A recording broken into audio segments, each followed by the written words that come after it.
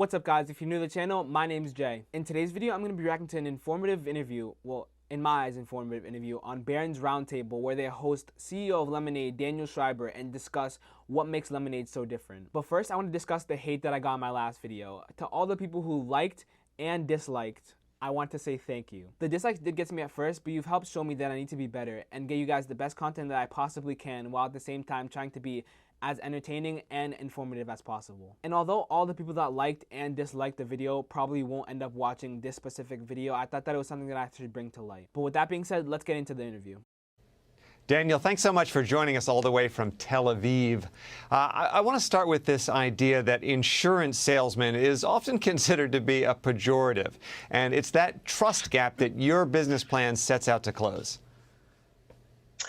Yeah, absolutely. So the traditional insurance model is kind of to come into town and build the tallest skyscraper. Think about the Transamerica building in San Francisco or the MetLife building in New York or others around the world. Project your financial prowess in the hope that people will be cowed into trusting you. But that's not really how trust is built. And people distrust insurance companies not because they think they don't have the wherewithal to pay their claims, but they think that they don't have the will to pay their claims. So to help you guys understand why this is such a good marketing strategy, if there are two companies out there, two insurance companies, and you can only pick one, Lemonade or someone else, would you rather have them keep the leftover money from your claim and make a little bit of a profit off you, or donate the rest of that money to a charity of your choice that actually matters to you, while at the same time paying for your claim? This is why Lemonade's second biggest loss is sales and marketing, because they're still a company that's in the heavy growth stage and they're trying to attract more customers. And once they do, those customers will be like, oh, this is way more seamless than someone like State Farm. So we really try to change the fundamentals of the business model so that we never make money by denying claims, that leftover money goes to charity, and to try and restructure the trust element, which is one of those things that really plagues the industry.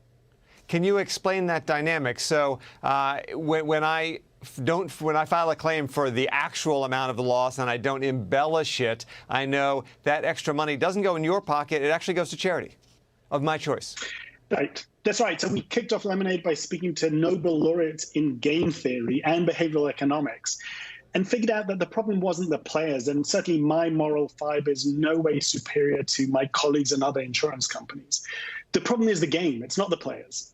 And if you have incentives misaligned, if I make money by denying your claim, then you're going to distrust me, and I might be tempted to deny your claim. You might be tempted to embellish it, and that thing spirals onwards and downwards. At Lemonade, we take a flat fee. We tell you, you pay us $1, 25 cents is ours. The rest is going to go to paying your claims, and if there's money left over, it goes to a charity of your choosing. That changes our incentives, and it changes yours. You're much less likely to embellish a claim if you know that you'd be hurting a charity you care about rather than an insurance company that you really don't. Something was said right there that's an actual game changer, and it really goes unnoticed. I'm going to bring it to light right here. It's that flat fee that they take instead of taking the extra money from its claims. Now, people have been complaining that they're not a profitable company, even though the insurance industry is a very profitable business. But the automotive industry is a profitable business, and Tesla just made its first 4 quarters of profit 17 years after being founded. You see what I'm saying? So taking that flat fee could actually be Lemonade's path to profitability. Because as Daniel said, the more people they can get to trust them and their product by donating the money to charities of their choice, the more customers they'll attract. And over time, they could increase that flat fee as soon as they see that they've grown big enough and that their customer loyalty has really taken shape. But they won't tell you that, so And there are many other aspects to your business model that are different from traditional insurance companies. You like to say you built it from the ground up. Can you give us one more example of why you are so different?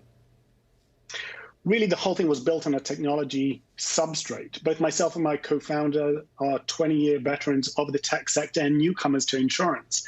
So we built everything on AI and bots so that at Lemonade, you buy insurance by chatting to a bot. You buy insurance in 90 seconds. That's the median time to buy insurance. So during a commercial break, you could start the process. You'll have it complete before the programming is returned to normal. And we also pay claims the same way. So you have a bot that will talk to you, and about 1/3 of our claims are paid instantaneously in as little as 3 seconds. So really pretty transformative. That slashes costs. It means that you get paid in seconds. It means that for many customers, the cost can be half what it would be with a traditional insurance company.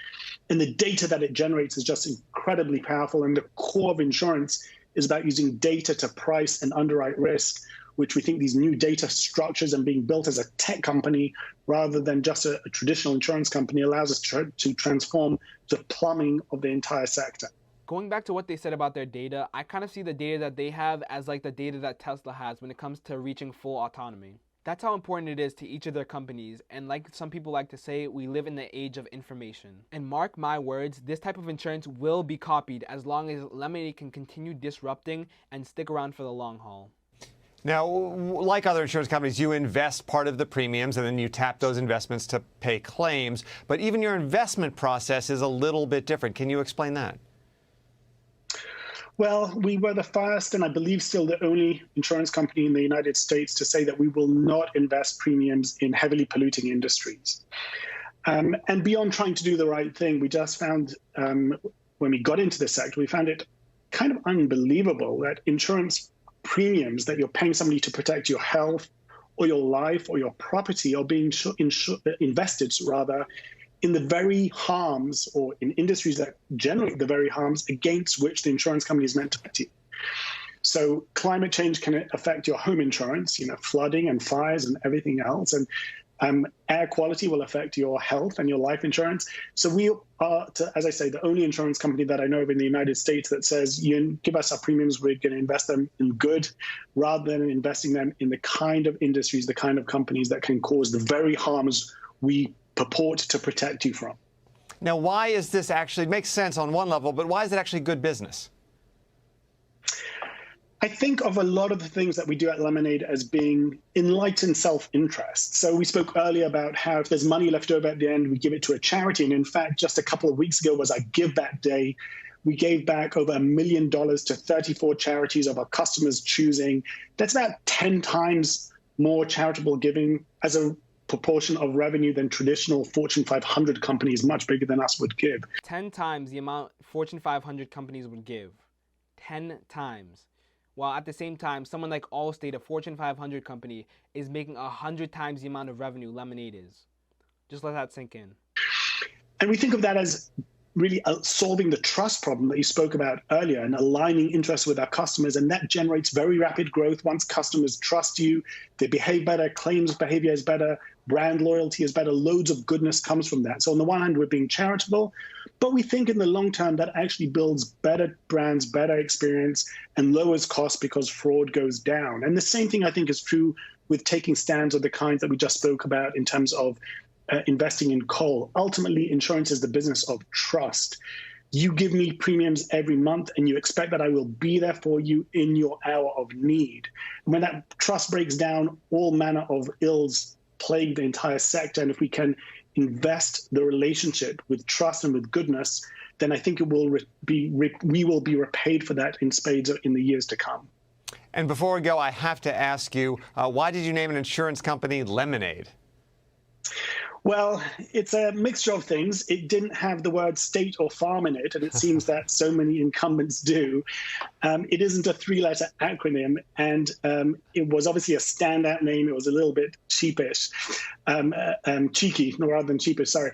And the real fundamental message that we wanted to convey is that when life gives you lemons, make lemonade. That insurance is meant to be there to help you when something would be sour, to make sure it's sweet.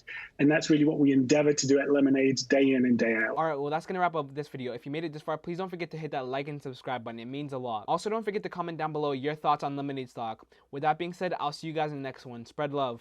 Peace. Bye.